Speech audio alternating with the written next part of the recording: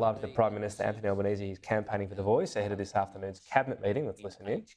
In nursing, in early learning education, all of those have created massive demand, and overwhelmingly it has been women taking up these positions as well.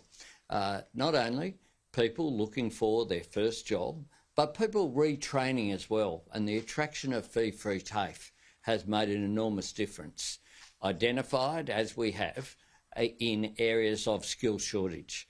And that's why this is so important. We've committed to 300,000 places from next year, and we're currently negotiating with states and territories for an ongoing skills agreement going forward.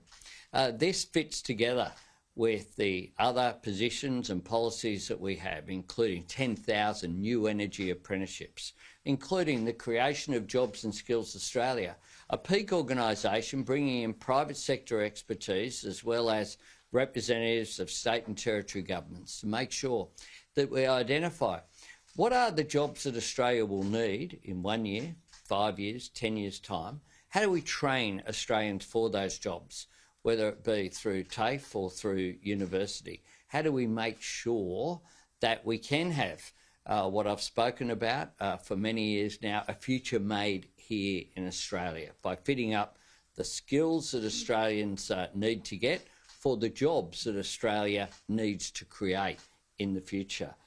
Today as well, Minister O'Connor is announcing an investment of $37.8 million for improving integrity in the training sector as part of the findings that we've had from the Nixon review.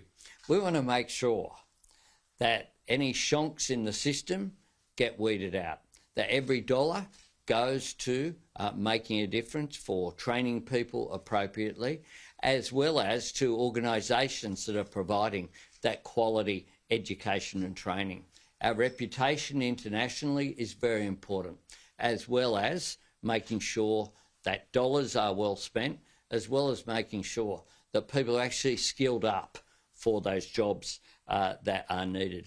And from next year, as part of our employment white paper we released last week, we'll create 6 new TAFE centres of excellence, working with the states and territories as well as educators to design world-leading skills courses here in Australia so we can replicate best practice. This is all a part of my government's vision to deal with cost of living pressures. That's what fee-free TAFE does, whilst doing it in a way that both creates but also anticipates the future by making sure that there are medium and long-term benefits from the short-term measures that we are putting in place to take that pressure off cost of living. Happy to take questions. How confident are you that those people that do go through TAFE will have jobs at the end if the unemployment rate's so low? Because what we've done is identify the areas of skill shortage is what fee-free TAFE's available for. So one of the things that we know, for example, is that nurses have been have had shortages for a long period of time. There simply aren't people around who say, I've got a nursing degree and no one will give me a job. What we know is that people who do nursing, who do early learning, who do jobs in construction are in demand. And that's why we've tailored, it's not fee-free TAFE for all courses, it's fee-free TAFE for courses where people are needed, where we have those skills shortages.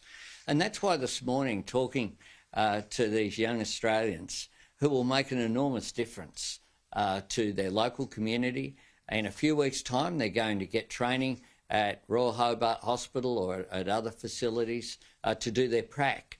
They're really looking forward to making a difference. And the positive thing for them is they know they are in demand. So we do have, it's true, we've created, since we were elected just last May, there have been more than 550,000 jobs created in Australia. Now, that's more than we've seen from any new government in Australia's history. There have been 18 occasions in which unemployment in Australia has had a 3 in front of it, 3.7 at the moment. 15 of those have been under this Labor government. That's an enormous achievement. But at the same time, we do have those skills shortages, and we want to make sure that we match that up.